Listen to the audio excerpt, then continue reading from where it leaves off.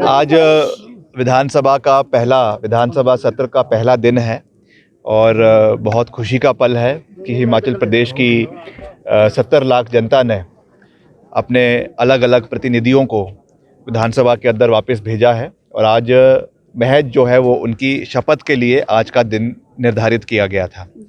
और जिस तरीके से विपक्ष ने आज के शुभ दिन पर खलल डालने का प्रयास किया, मैं समझता हूं कि वो सही नहीं है। विपक्ष को पूरा अधिकार है कि वो अपनी बात विधानसभा के अंदर रखें, मगर समय सही चुनना मैं समझता हूं कि जिम्मेवारी विपक्ष की भी है। ये जो बात उन्होंने आज उठाई वो अगले 2-3 दिन में भी उठाई जा सकती थी। सब जानते हैं कि राज्यपाल जी का अभिभाषण होना है और उसके बाद चर्चा का समय मिलता है। उसमें विपक्ष अपनी बात पूरी मजबूती के साथ, आंकड़ों के साथ रख सकता था, मगर जिस तरीके से वो जल्दी में नज़र आ रहे हैं, ये चीज़ बिल्कुल भी सही नहीं है। विपक्ष ने 5 साल प्रदेश की जनता ने उनको विपक्ष में बिठाने का निर्णय भाजपा को ले लिया है, तो उनको संयम रखना चाहिए। और 5 साल उन्होंने नारे लगाने, प्रदर्शन करने, धरने देने हैं तो देते रहे, मगर पहले दिन इस तरीके की चीज़ को करना मैं समझता हूँ शोभनीय नहीं था। मगर तब भी हमारे मुख्यमंत्री ठाकुर सुखविंदर सिंह सुक्खू जी ने बड़े संयम के साथ नेता प्रतिपक्ष जी की बात को सुना, पूर्व मुख्यमंत्री जी की बात को सुना और उनको आश्वासन दिलाया बड़े प्यार से कि ये जो भी निर्णय लिए गए हैं ये प्रदेश की खराब वित्तीय परिस्थिति को मद्देनज़र रखते हुए लिए गए हैं, क्योंकि इनका कोई भी एडमिनिस्ट्रेटिव अप्रूवल्स नहीं थे।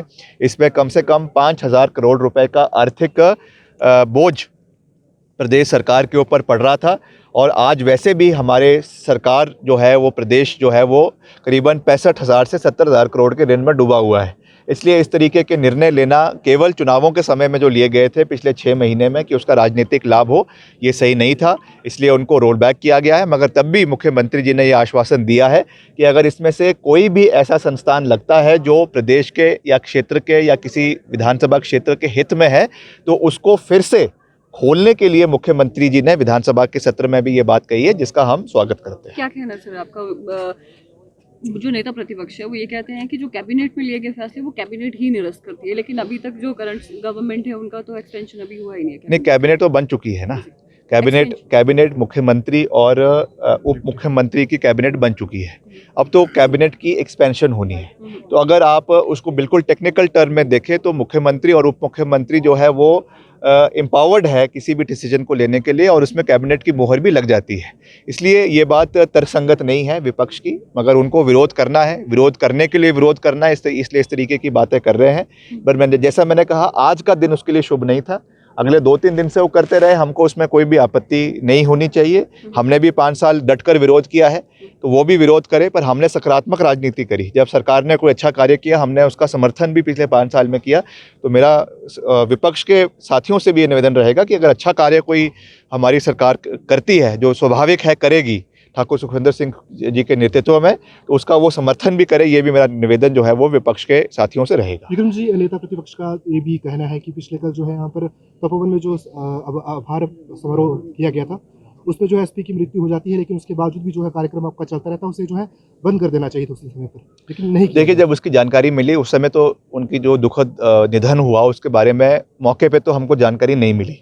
वहाँ पे तो केवल उनको अस्पताल ले जाने की बात हुई और उनको अस्पताल ले जाया गया, मगर जब तक कार्यक्रम खत्म होने के कगार पे था तब ये जानकारी मिली कि उनकी दुखद मृत्यु हो गई है। उसके बारे में मुख्यमंत्री जी ने अपने अभिभाषण में भी उस बात को कहा बाद में कि हमको बड़ा शोक है, हमको बड़ा दुख है इस बात का और स्वाभाविक है।